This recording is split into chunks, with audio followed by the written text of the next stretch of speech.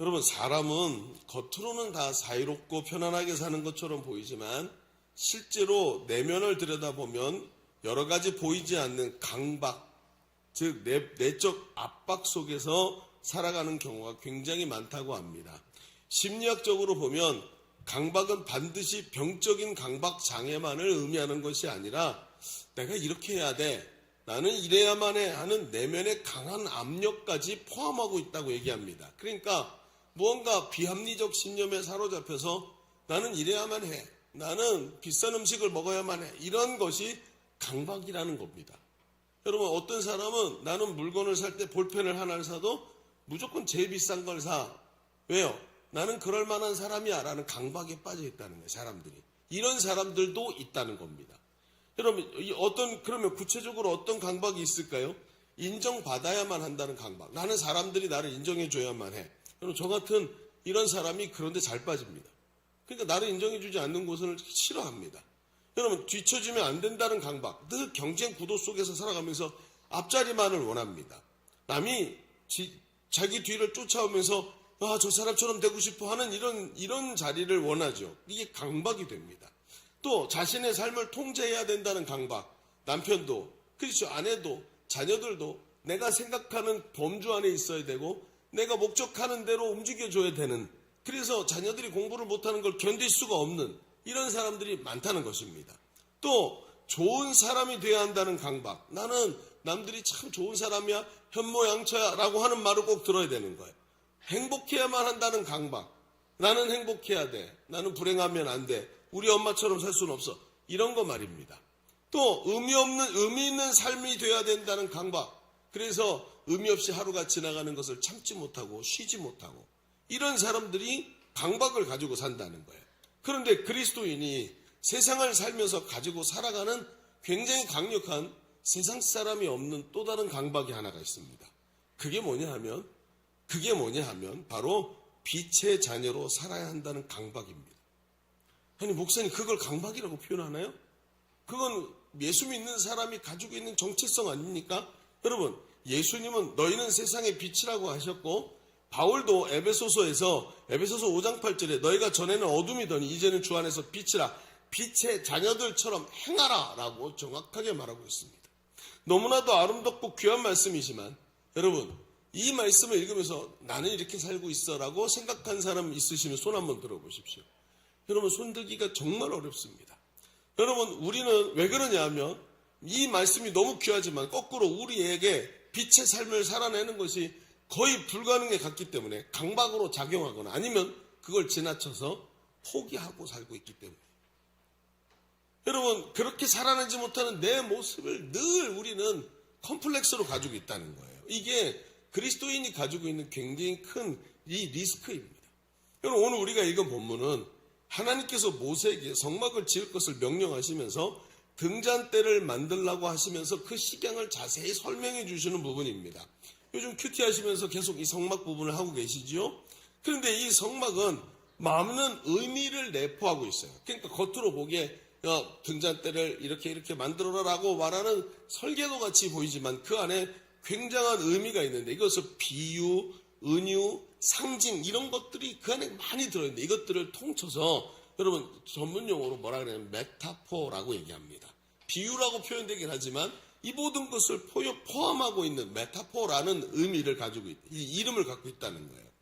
그런데 이 말은 본래 본래 의미를 전하되 그 가지고 있던 의미에다가 더 씌우는 거예요. 예를 들어서 나의 마음은 바다와 같다. 자, 나의 마음을 지금 어떻게 표현하고 있는 거죠? 짜다는 뜻일까요? 내 마음이 지금 바다와 같다, 짜, 이런 뜻입니까? 아니죠. 여기에 메타포가 뭡니까? 넓다라는 거예요. 지금 누구든 포용할 수 있고 그냥 넓다 정도가 아니라 수평선으로도 다 표현할 수 없을 만큼 광대하다라는 뜻을 포함하는 메타포인 거예요. 이거를 여러 가지 은유, 비유, 상징이라는 체계를 가지고 만들어냈다는 거죠. 그런데 이 성막에 대한 이야기가 어마어마한 메타포를 품고 있다는 말입니다. 여러분, 그러면서 이 성경이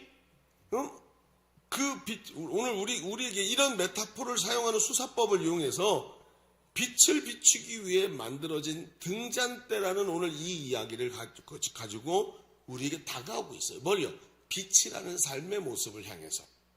성경이 말하는 빛의 삶에 대해 우리에게 말해주는 것이 이 메타포 안에 들어있다는 것입니다. 오늘 이 말씀을 좀 깊이 봅시다. 이 등잔대라는 말씀을 깊이 상고하면서 성경이 말하는 빛의 의미를 깊이 보고 그렇게 살 수 없어서 강박에 빠지는 것이 아니라 오히려 빛의 삶을 향해서 담대하게 한 걸음 한 걸음 걸어나가는 성도의 삶이 되시기를 주님의 이름으로 축복합니다.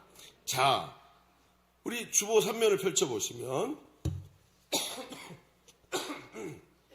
오늘 말씀의 제목은 빛을 비추는 삶이라는 아주 평범한 제목을 좀 가지고 오늘 이 부분을 좀 다가서 보겠습니다. 자, 오늘 우리가 첫 번째로 봐야 될 것은 이런 얘기입니다. 성소에는 빛을 비추는 등잔대가 있습니다 라고 한번 써봅시다. 등잔대가 빛을 비추고 있다는 거예요.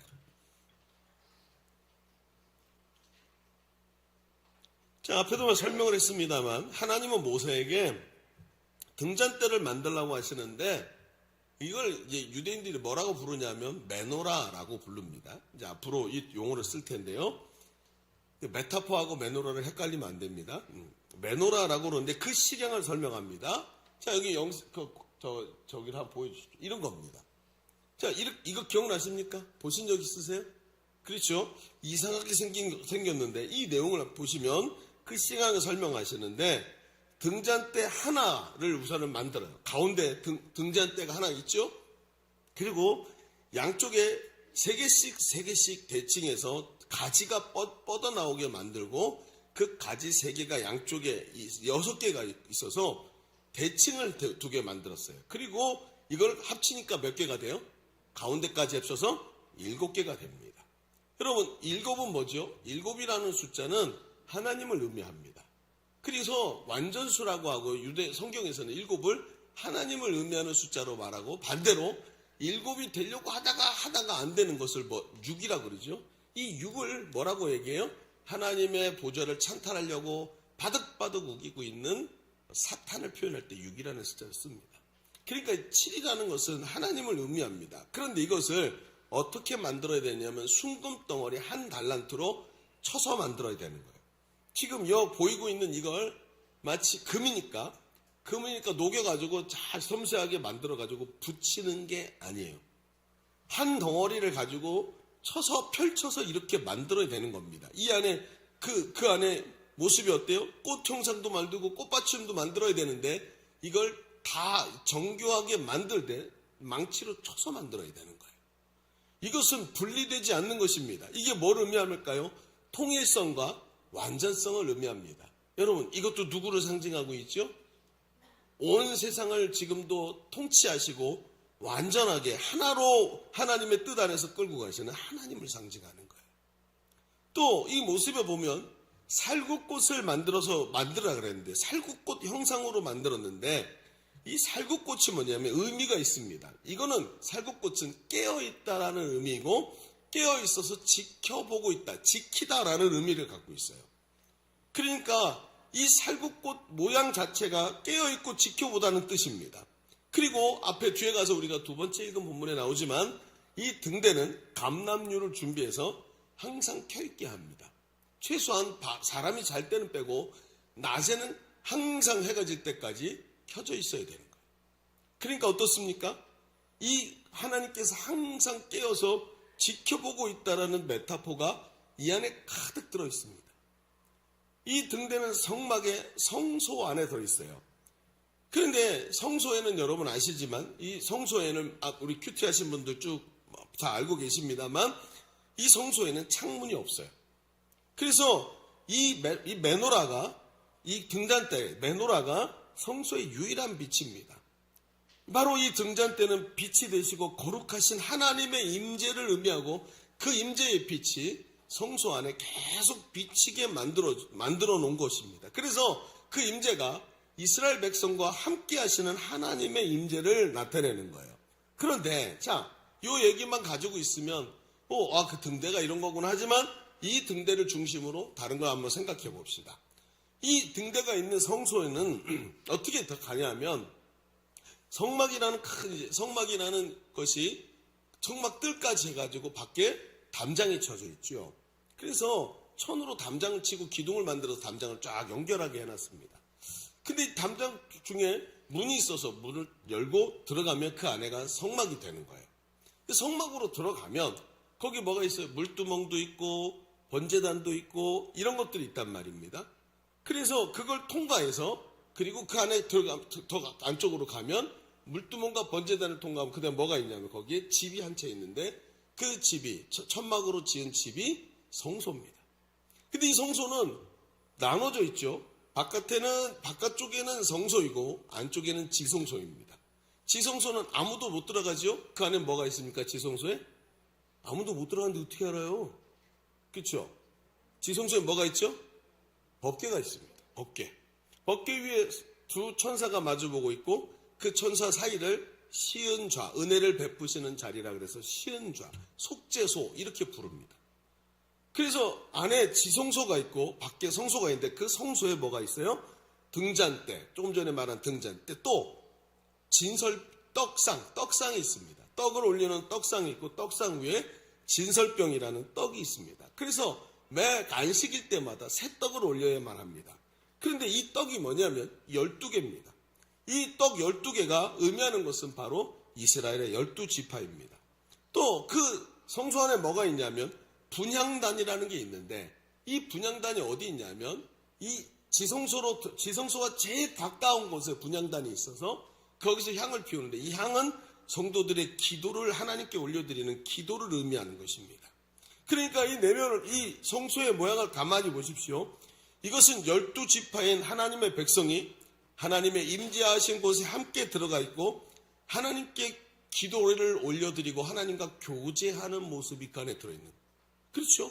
하나님의 임재가 그들 가운데 왔고 거룩하게 구별된 12덩어리의 떡, 그 떡은 그냥 떡이 아니라 무교병이어야만 합니다. 누룩을 넣지 않고 만들어서 빵처럼 부푼 게 아니라 누룩이 들어있지 않은 떡, 이 떡으로 만들어져서 그 속에서 하나님의 임재가 거룩한 떡으로 나와 있는 이들 이스라엘 백성과 함께 하고 있고 기도를 통해서 하나님께 올라가면서 하나님과 이들이 한 덩어리가 돼서 교제하고 있는 모습이 그대로 일어나고 있는 거예요. 그게 성소 안에 있는 모습입니다.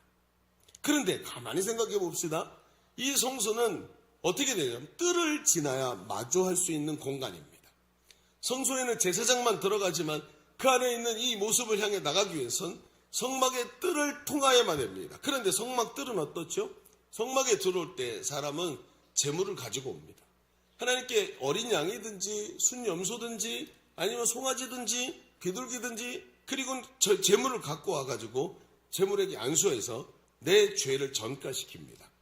그리고 제사장이 그 제물을 잡습니다. 제물이 죽고 내 눈앞에서 피를 흘려서 그 피를 받고 제단에 피를 뿌리기도 하고 제단 뿔에다가 묻히기도 합니다. 그리고는 껍질을 벗기고 내장을 치우고 그리고 그것을 닭을 떠가지고 제단 위에서 다 태워서 하나님께 제물을 올려드립니다. 여러분, 이 제물이 뭐지요? 우리를 위해서 대신해서 피 흘려서 우리의 죄를 사하신 예수 그리스도를 의미하는 줄로 믿습니다. 그래서 이 제사의 과정을 지나고 내 죄가 제물에게 전가되고 나는 깨끗해진 것을 선언받고 나서 하나님의 임재하신 성막을 바라볼 수 있게 되어 있습니다. 여러분, 이것이 의미하는 바가 무엇입니까? 우리가 하나님의 임재로 나가기 위해 그 빛 가운데로 들어가기 위해 예수 그리스도의 십자가 공로를 통과하고 그리고 마치 새로 올린 12개의 죄 없는 그 떡, 누룩 없는 떡, 죄가 들어가서 떡을 사람을 다 오염시키는 것인데 그 오염이 빠져나간 상태, 예수 그리스도로 죄 없는 상태가 되어서 하나님 앞에 나갈 때 하나님의 임재가 그 위에 빛 가운데 쫙 임하시는 것을 보게 되는 거예요. 그러니까 성막 내용 자체가 뭡니까? 십자가의 복음인 거예요. 그냥 이걸 하나님이 복잡하게 만드신 게 아닙니다. 그런데 여러분 생각해 보십시오. 이 성막은 솔로몬 시대 이후에 뭐가 되지요? 성전으로 바뀝니다. 여러분, 이 출애굽하고 광야에 있을 때 이들은 계속 옮겨야만 했기 때문에 성막을 천막으로 만들었었지만 이들이 가나안 땅에 들어와서 정착하고 나서 하나님은 그것을 솔로몬 시대의 성전이 되게 하시고, 나중에 예수님은 제자들에게 하나님의 나라가 여기 있다 저기 있다 할 것이 아니고 너희 속에 있다 하셨고, 바울 사도는 고린도 전서에서 우리의 몸이 하나님의 전, 즉 집이라고 말씀을 했습니다. 고린도전서 6장 19절 읽어볼까요? 같이 읽어봅시다. 시작. 너희 몸은 너희가 하나님께로부터 받은 바 너희 가운데 계신 성령의 전인 줄을 알지 못하느냐? 너희는 너희 자신의 것이 아니니라. 여러분, 성경은 분명하게 선포하고 있습니다. 성도가 예수 믿고 구원받고 성령이 충만한 성도가 하나님의 성전이라, 여기가 성소라고 말을 합니다.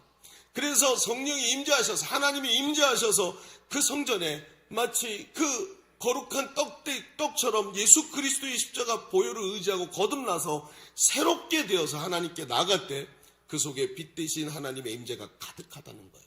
여러분, 그래서 말합니다. 우리가 예수를 그리스도로 인정하고 영접할 때 이미 하나님의 영이 우리 가운데 임하신 줄로 믿습니다. 이게 일어나는 거예요. 그래서 이 말을 하는 겁니다. 그냥 우리가 하고 있는 말 한마디 한마디가 다 의미 없이 생각도 없이 하는 말이 아니라 깊이 있게 하나님의 복음을 우리가 묵상하고 하나님 앞에서 얻은 것을 우리가 이야기하는 것입니다. 여러분, 하나님께 나갈 때 우리 속에 빛 대신 하나님의 임재가 가득합니다. 그 빛으로 오신 하나님의 영이 우리 속에 가득하게 임재하시고 지금도 우리의 예배를 이 자리에서 받고 계시는 줄로 믿습니다. 그 빛으로 우리를 인도하고 계십니다. 여러분, 앞에도 말했습니다. 성도가 강박증이 있다고요. 빛의 삶을 살아내야 되는데 왜 나는 그렇게 못할까? 여러분, 성도가 어떻게 빛된 삶을 살아갑니까? 바로 이 빛이 우리 가운데 꺼지지 않고 비춰져야 되는 거예요. 이 빛이 사라지면 성도가 스스로 빛을 낼 수가 없는 것입니다. 여러분 보십시오. 달을 보십시오. 달이 어떻게 빛을 내지요? 태양이 보내주는 빛을 받아서 반사하는 겁니다. 그래서 달이 밤에 밝은 것 아닙니까? 우리 안에 빛이 비춰져야 빛된 삶을 살아가는데, 예수 그리스도의 십자가 공로를 의지해서 하나님 앞에 나가 하나님과 교제하는 곳에서 빛이 일어나지 않습니까? 이 얼마나 중요한 얘기입니까, 여러분? 오늘도 우리의 삶을 가만히 들여다보십시오. 이 빛이 왜 우리 가운데 없는 것처럼 느껴질까요? 분명히 예수님이 우리 가운데 오셔서 내가 예수 그리스도를 영접하게 만드시고 성령이 예수 그리스도를 영접하는 즉시 우리를 새롭게 하셔서 이전 것은 지나갔으니 보라 새 것이 되었도다. 새 떡이 되게 하시고 그 자리에 하나님의 임재가 가득하게 하시지 않습니까? 그 예수 믿고 구원받은 기쁨이 우리 안에 막 넘쳐나야 된다는 거예요. 이것이 가장 잘 드러내는 게 어디입니까? 바로 예배라는 자리입니다. 예배. 앞에서도 말했듯이 성소에는 떡상이 있고 그 위에 이 12지파를 의미하는 진설된 떡이 있습니다. 그런데 이 떡은 누룩을 넣지 않고 무교병 고운 가루로 만들어서 안식일마다 새 떡을 올립니다. 이전 것은 지나가고 새 것이 된 겁니다. 죄 없는 떡이 된 것입니다. 즉 성막 뜰에서 핏부림으로 거룩하게 되어 하나님 앞에 거룩한 백성이 성소에서 하나님의 빛의 임재를 만나는 것입니다. 오늘도 여러분 우리가 붙잡아야 될 것이 무엇입니까? 예수 그리스도의 십자가의 복음입니다. 그래서 십자가가 그렇게 중요한 겁니다. 여러분 우리가 부르는 찬송 중에 보혈을 지나 하나님의 품으로 라는 찬양이 있습니다. 한번 불러볼까요? 보혈을 지나 하나님, 건반 주세요.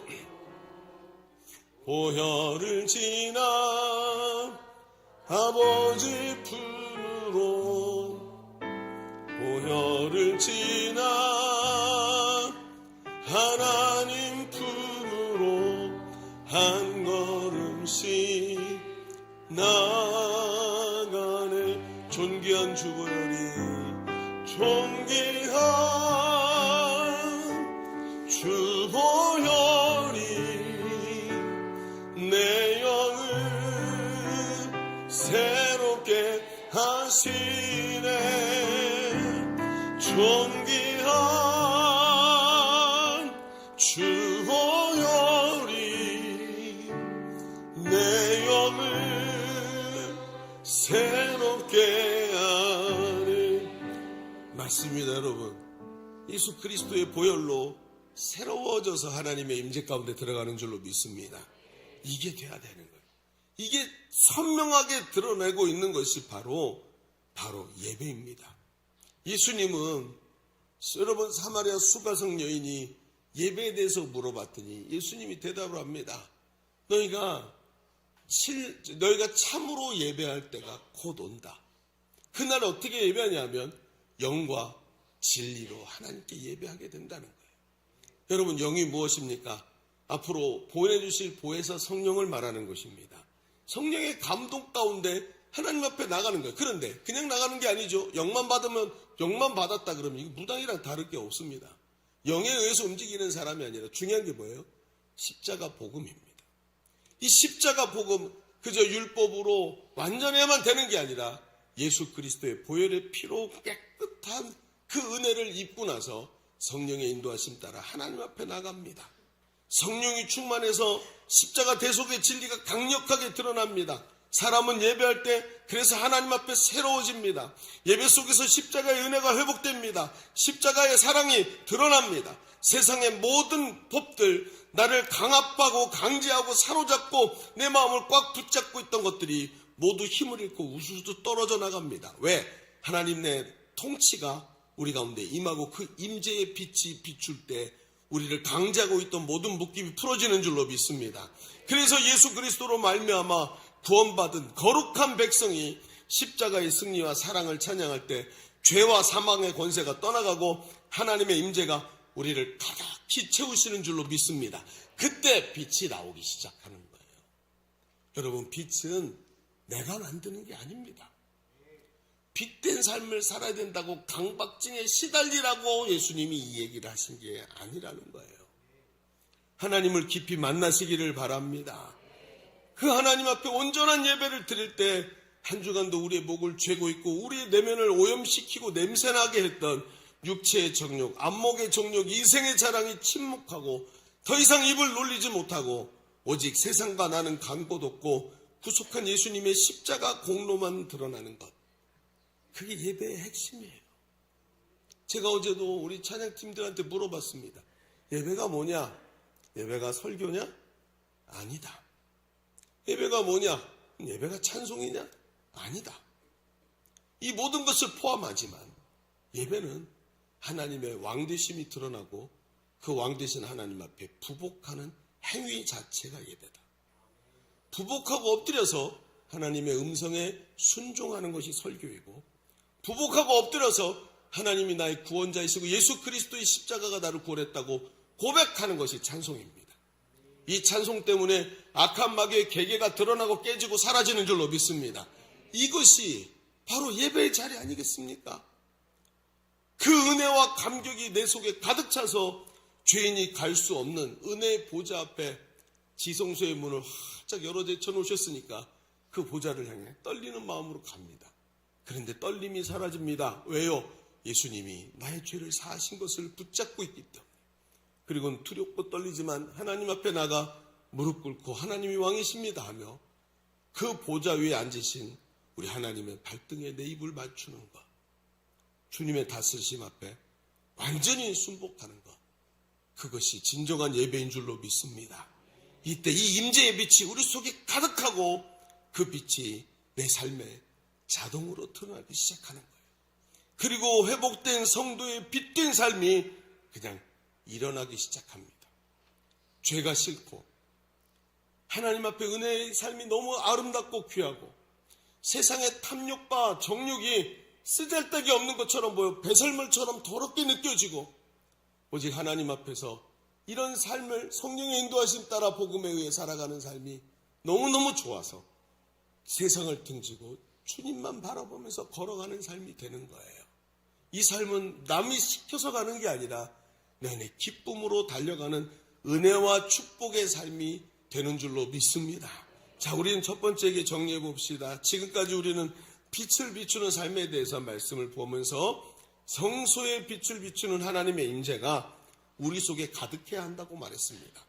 그 성령의 임재는 성막들에서 죄사함 받은 성도들이 마치 그 무교병처럼 깨끗해져서 새롭게 따끈하게 만들어진 그 떡을 진설병으로 올려놓은 곳에 하나님의 임재가 임하는 것과 똑같은 것입니다.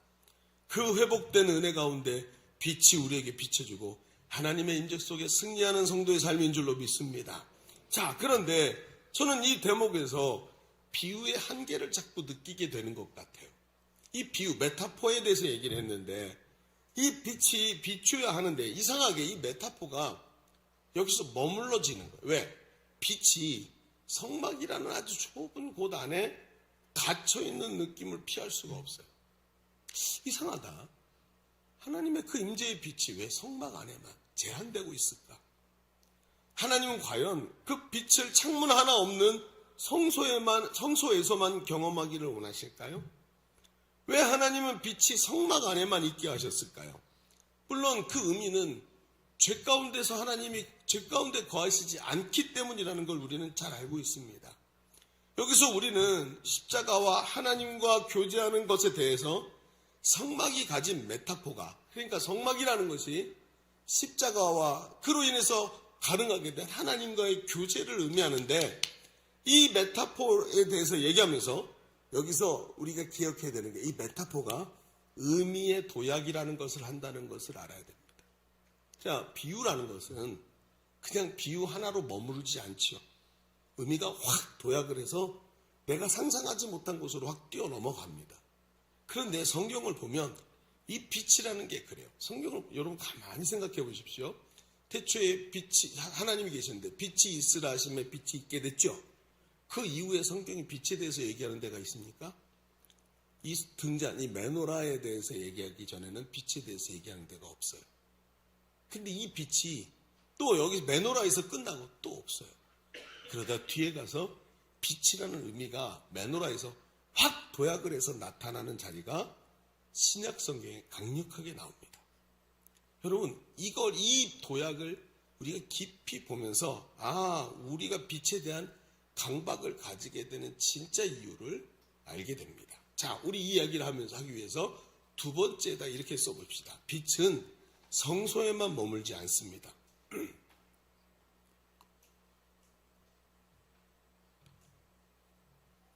이 의미의 도약이라는 것으로 보면 빛은 성소에만 머물지 않아요. 자, 우리는 성경을 통해 의미의 도약이 일어나는 자리를 좀 보려고 합니다. 예수님은 제자들에게 분명한 얘기를 하시죠. 마태복음 5장 14절부터 한번 읽어볼까요? 같이 읽어봅시다. 시작. 너희는 세상의 빛이라. 산 위에 있는 동네가 숨겨지지 못할 것이요 사람이 등불을 켜서 말 아래 두지 아니하고 등경 위에 두나니 그러므로 집안 모든 사람에게 비치느니라. 이같이 너의 빛이 사람 앞에 비치게 하여 그들로 너희 착한 행실을 보고 하늘에 계신 너희 아버지께 영광을 돌리게 하라. 자, 이게 예수님이 말씀하신 빛이에요. 그렇죠? 근데 성경을 보면 빛이라는 개념이 여기서 또 등장을 해요. 거기 메노라에서 딱 끝나요. 그리고 빛에 대한 얘기가 나오지 않다가 예수님이 딱 말씀을 하시는데 이 빛을 뭐라 그러냐면 등불이라고 비유를 하시는 거예요. 자, 이쯤 되면 느껴지는 게 있습니다. 예수님은 청중들을 항상 의식하셨고 청중들의 수준에다가 맞춰서 말씀하셨어요. 그런데 그 청중들에게 빛을 비추는 것에 대해서 설명할 때 예수님은 이 빛을 등잔이라고 말하고 등경 위에 둔다고 얘기합니다. 여러분, 이 정도 되면 청중들은 무슨 생각을 할까요? 이 사람들은 늘 성막, 성소 이런 것들을 계속 생각하는 사람들입니다. 그리고 모세오경을 딸딸딸딸 외우고 있습니다. 예수님이 이 빛에 대해서 말씀할 때 사람들은 뭘 떠올릴까요? 메노라를 떠올립니다. 그럴 수밖에 없어요. 빛에 대한 개념이 전혀 성경 안에는 여기밖에 없기 때문에. 그러면 이 등경 위에 둔다라고 하면서 모든 것을 비춘다고 얘기하는 것은 의미의 도약이 예수님으로부터 일어나고 있다는 것을 말하는 겁니다. 강력하게 이게 성소 안에만 있는 것이 아니다라는 이야기를 예수님이 지금 의도적으로 하고 계시다는 거예요. 예수님이 이 말씀하시는 의도가 과연 단순히 너희 착한 행실을 보고 너희 하늘에 계신 너희 아버지께 영광을 돌리게 하라. 그래도 너희가 착한 행실을 늘 해야 돼. 여기다가 율법적으로 의미를 꼽아놓기 위해서 이 말씀을 하고 있는 것일까요? 우리는 여러분 이 얘기를 하면서 메노라를 빼놓고 생각하니까 이 얘기가 예수님께서 하신 말씀과 자꾸 충돌이 일어나는 거예요. 율법을 주님은 기뻐하시지 않았고 예수님이 율법으로 완성할 수 없다 그랬는데 이 얘기는 너희가 착한 행실을 해야만 돼 라고는 율법을 또 다르게 만들고 있기 때문에, 그러면 이 얘기는 예수님께서 여기다가 초점을 맞추고 계신 게 아니라는 거예요. 빛을 등경 위에 둔다는 데 초점을 맞추고 계시는 거예요. 그러면 이 얘기가 뭘까요? 메노라라는 이 등대가 성소 안에 갇혀 있는 게 아니라 드러나고 있는 것이 돼야 된다는 거죠. 실제로 여러분, 이 의미는 또 도약을 합니다. 어디에 또 나오는지 아십니까? 어디에 나올까요? 요한계시록에 가면 나옵니다.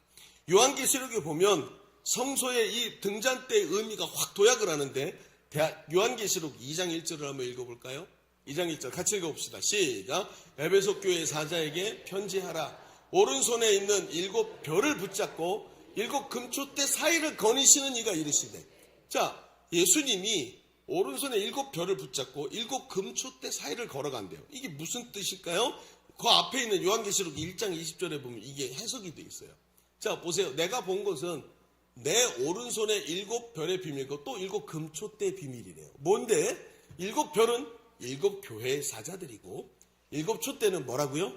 7 교회래요. 여러분, 지금 이 얘기는 분명한 것을 말합니다. 7 촛대 사이를 거닌다는 것은 다스리고 계시다라는 뜻입니다. 그 사이에서 7 촛대를 아우르고 있고 7 촛대의 권세를 예수님이 별을 붙잡고 있대. 7 촛대의 권세를 예수님이 가지고 예수님이 7 촛대를 다스리고 있대요. 7 촛대가 뭐래요? 7 교회래요. 여러분 희한하죠? 왜 7개일까요? 뭐가 생각나세요? 메노라가 생각나죠. 7 앞에 그 그림 기억나십니까? 그 그림이 어떻게 되어 있습니까? 가운데 촛대가 하나 올라있는 촛대가 있고 양쪽에 3개씩 6개가 더 붙어 있어요. 7개입니다. 그런데 그 7개가 낱낱이 떨어졌어요. 이제 7개의 촛대로 변했어요. 근데 그 7이라는 숫자가 뭘 의미한다고요? 하나님을 의미한다. 7. 금촛대, 7 촛대가 하나님을 의미하는데 그 하나님께서 주신 그 비추는 빛을 가진 교회가 방방곡곡 나라와 방언과 족속들에게 퍼져서 그것을 빛을 비추는 모습을 가지고 있다는 거예요. 이 7이라는 것은 그래서 6 다음에 7, 7 다음에 8을 말하는 게 아니라 하나님께서 세우신, 이 땅에 세우신 예수 그리스도의 몸된 교회를 말하는 것인 줄로 믿습니다. 그럼 7 촛대 우리 예일교회가 들어있을까요? 안 들어있을까요? 들어있다는 얘기예요. 아까 누구십니까? 끝나고 제가 밥 한번 사드려 대답을 좀 하세요. 이분 아까 누가 대답하셨어요? 여러분, 예일교회 들어있다는 얘기입니까? 안 들어있다는 얘기입니까? 들어있다는 얘기입니다.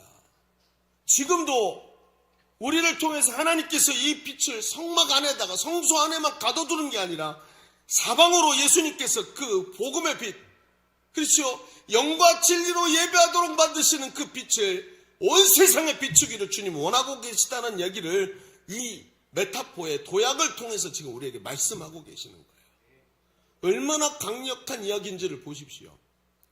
제가 우리 교회에 부임한 지가 21년이 지났습니다. 23년이 된 것 같아요. 근데 제가 초창기 때 우리 두날개 사역을 쭉 시작하면서 이제 초창기 때 원로 목사님 계셨고 원로 목사님이 이 일에 참여를 못 하셨죠, 잘. 그래가지고 교단 일도 하시고 교회를 지금까지 이끌어 오셨으니까 앞에서 이끄셨고 저는 부목사이니까 교회 방향성을 결정하지는 못하지만 이 일을 하라고 하시니까 우리 교회 3층에 있는 제일 작은 양육실에서 앉아가지고 10년 동안 제자 양육만 했습니다. 제가 우리 교회에서 제일 많은 시간을 보낸 장소는 바로 거기입니다.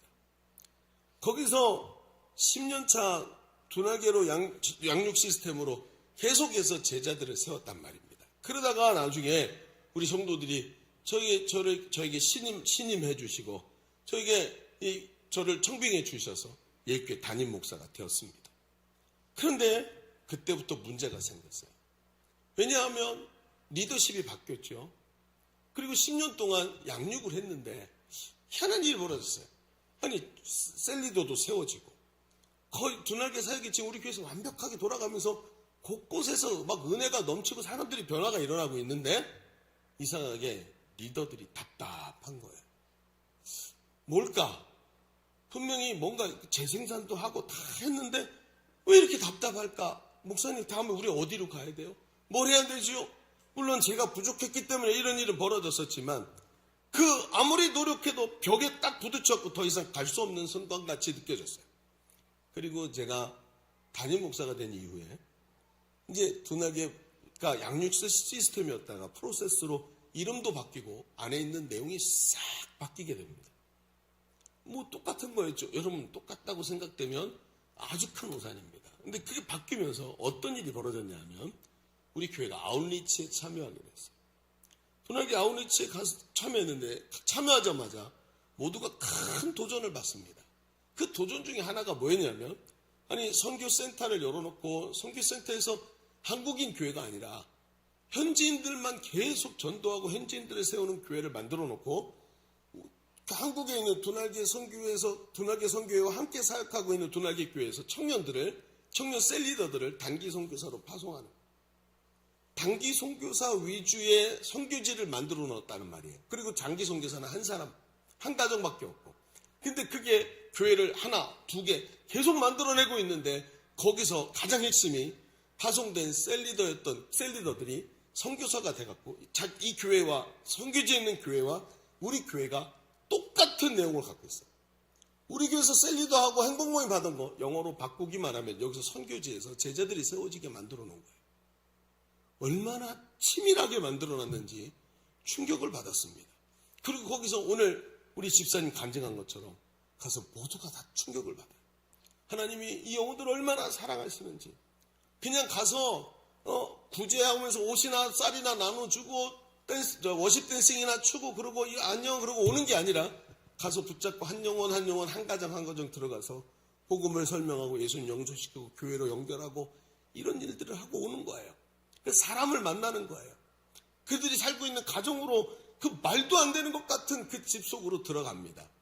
얼마나 더운지 얼마나 열악한지 그곳에서 사람들 한 사람 한 사람을 끌어안고 울면서 복음을 전하고 그들이 무슨 말인지 못 알아듣는데 God loves you, Jesus saves you 그러면서 붙잡고 꺼이 울고 있는 이 한국 사람들을 보면서 이 한국 사람 잘 사는 사람들이 왜 여기 와서 우리같이 못 사는 사람 붙잡고 울지 하면서 사람들이 변화가 됩니다. 기가 막힌 거죠. 그리고는 사람들이 얘기합니다. 어떤 분이 저한테 말했어요. 목사님 제가 양육을 받은 지 10년 만에 다시 양육을 받는데 여기 와서 보고야 이제야 목사님이 말한 세계 비전이 뭔지 알겠어요. 왜 예수님이 땅끝까지 이뤄서 제자를 세우라고 말했는지 이제 알겠어요. 우리가 세운 그 제자들이 여기서 수많은 영혼들을 또 다른 제자로 세우고 있는데 우리 청년들을 보냈더니 이 일을 감당하고 있어요. 너무 귀해요 라고 말씀하시는 거예요.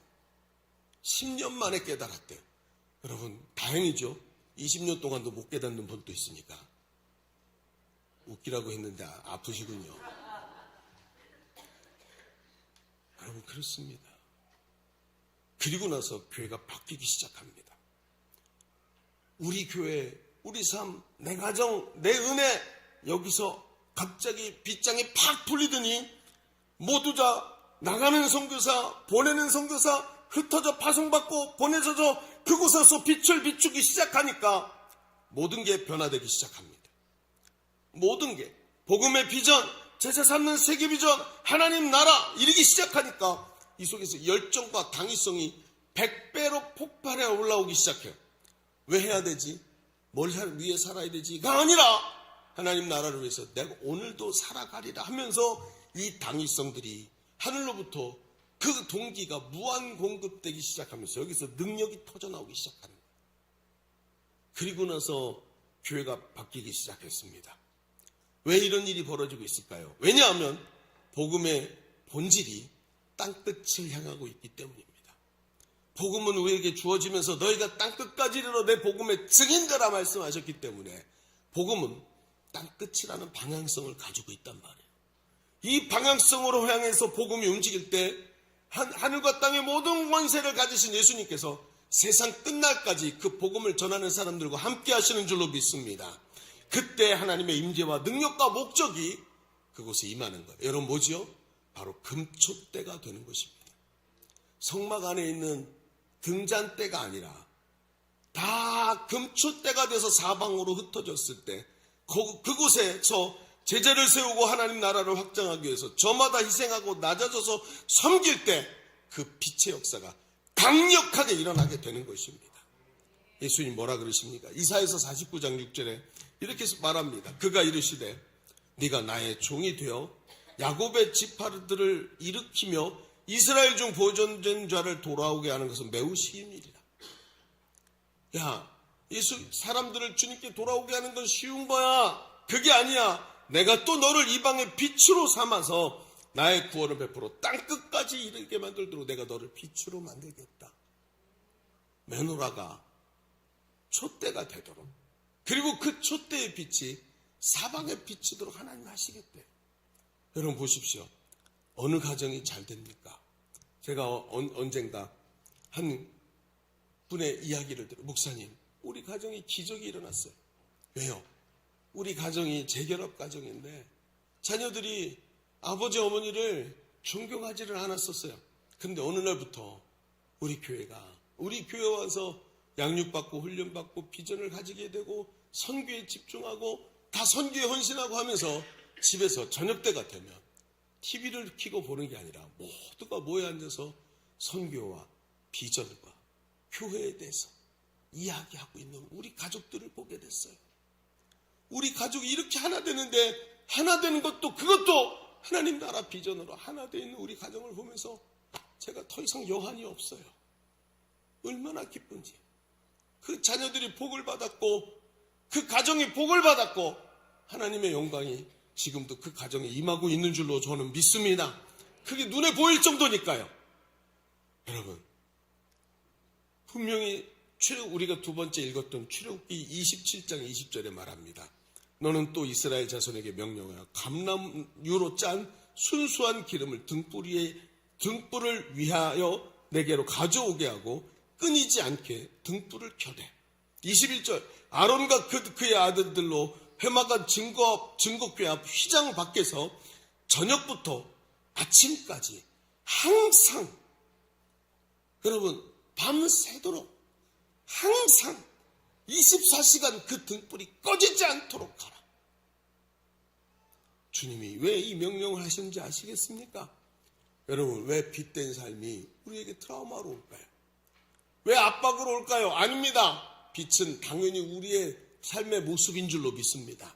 이제 이 빛을 향해서 담대히 걸어가야 됩니다. 오늘도 여러분 보십시오. 오늘도 선교사를 3명이나 파송을 해야 됩니다. 제가 선교국에다 말했어요. 아니, 우리 교회가 선교사를 2명씩 한 사람 6개월씩 보내는 것도 너무너무 성도들이 힘들다. 왜? 다 수입이라는 게 일정하니까 이걸 또 넣게 되지 않느냐.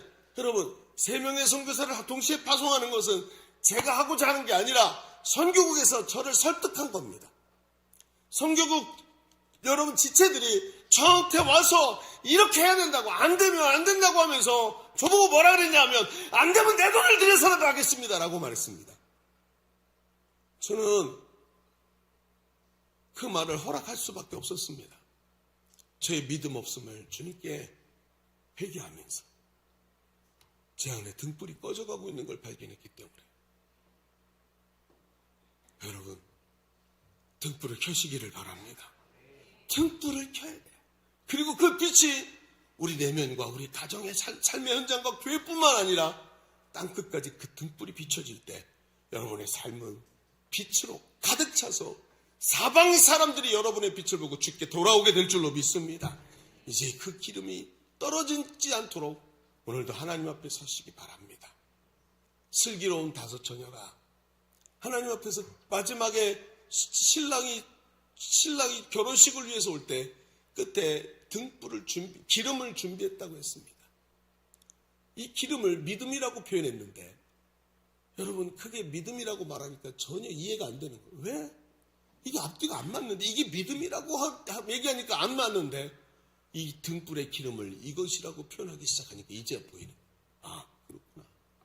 마지막 시대에 기름을 준비하고 꺼지지 않게 하는 자가 신랑을 맞이할 신부입니다. 그 신부로 오늘도 담대히 달려가는 우리 성도들 되시기를 주님의 이름으로 축복합니다. 축복합니다.